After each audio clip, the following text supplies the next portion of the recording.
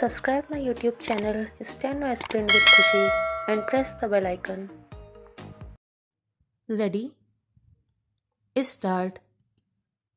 मैं प्रस्ताव करता हूँ कि यह सभा 1 अप्रैल 1960 से 31 मार्च 1961 तक की अवधि के लिए संघ लोक सेवा आयोग के 11वें प्रतिवेदन पर उस पर सरकारी ज्ञापन सहित जो 18 जून 1962 को सभापटल पर रखा गया विचार करती है। संघ लोक सेवा आयोग के प्रतिवेदन पर प्रतिवर्ष विचार करने की परिपाटी है ताकि यह देखा जाए कि आयोग ने कोई विशेष सिफारिश तो नहीं की है। यह प्रसन्नता की बात है कि आयोग सरकार की लगभग सभी सिफारिशों से सहमत है। सरकार आयोग के प्रत्येक वर्ष के प्रतिवेदन पर सावधानी से विचार करती है ताकि आयोग की सिफारिश को पूरी तरह क्रियान्वित किया जा सके। सरकार अधिकांश मामलों में आयोग की सिफारिशें स्वीकार कर लेती है। संविधान के अनुसार सेवाओं के बारे में संघ लोक सेवा आयोग की राय ली जाती है।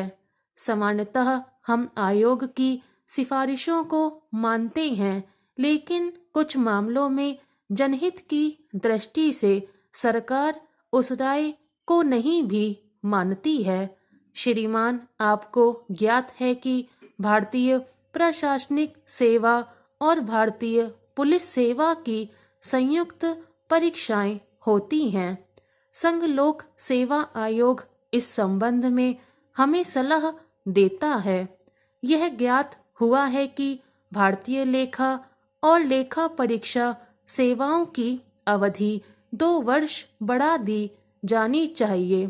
पहले तो इस कारण कि हमारे पास कई विकास परियोजनाएं हैं और इन अधिकारियों को इनमें काम करना होगा, और दूसरे, हम जिस कल्याणकारी राज्य की स्थापना करने का विचार कर रहे हैं उसके अधीन हमारे जिला अधिकारियों को जनता से सीधा संबंध बनाए रखना है। इस बात पर सरकार तथा आयोग में मतभेद हो गया। तत्पश्चात जब इस विषय पर राज्य सरकारों से परामर्श लिया गया तो उन्होंने भी 2 वर्ष के पाठ्यक्रम की सलाह दी। अतः सरकार को संघ लोक सेवा आयोग की उपेक्षा करनी पड़ी। इस सलाह को न मानने के कारण उस ज्ञापन में दिए गए हैं जो कि प्रतिवेदन के साथ संलग्न है। जो भी नीति अमल में लाई जा रही है उसके सिद्धांत आयोग के परामर्श से ही निर्धारित किए गए हैं। इसमें संदेह नहीं कि कुछ वर्षों तक अनुसूचित जातियों और अनुसूचित जनजातियों को सरकारी नौकरियों में बहुत कम स्थान मिला। अतः सरकार ने उन्हें आरंभिक प्रशिक्षण देने की नीति बनाई ताकि वे दूसरे परीक्षार्थियों के समकक्ष आ सकें।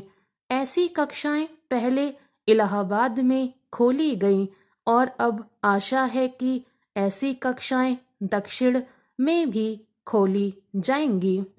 इलाहाबाद में यह योजना केंद्र के व्यय से ही आरंभ की गई और इससे अनुसूचित जातियों के लोगों को बहुत लाभ हुआ।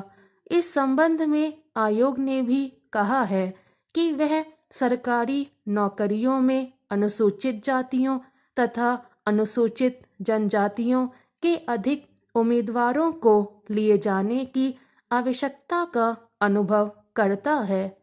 प्रशिक्षण के अलावा प्रशासन की आवश्यकता को देखते हुए मापदंड में जो भी ढील दी जा सकती है वह दी जाती है।